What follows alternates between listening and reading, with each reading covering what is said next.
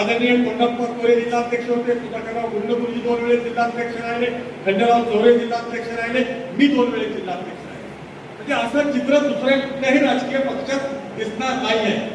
पण मी नेहमी सांगतो, भारतीय जनता पार्टीचा आधार काय असेल तर तो सामान्य कार्यकर्ता भारतीय जनता पार्टीचा आधार आहे. त्यामुळे भारतीय जनता पार्टीच्या कार्यकर्त्यांनी चिंता करण्याची गरज नाहीये.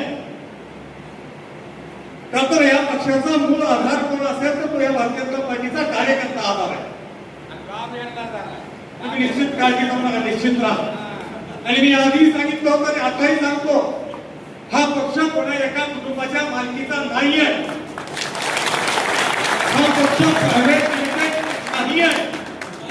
या पक्षात गावच्या शाखेच्या अध्यक्षापासून तालुक्याचे अध्यक्ष असेल, जिल्ह्याचा अध्यक्ष असेल, प्रदेशाचा अध्यक्ष असेल किंवा राष्ट्रीय अध्यक्ष असेल, त्याला दर 3 वर्षांना त्या पदावरून पाय उतार व्हावं लागतं.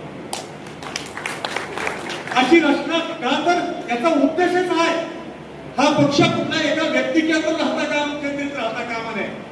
या पक्षाची सगळी सूत्र एकाकडे जाता कामा नये. हा या पक्षाच्या घटनेत केलेली तरतूद आहे.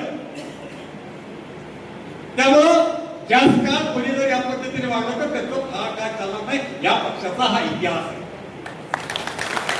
आणि खरोखर हे राजकीय व्यासपीठ नाही आहे.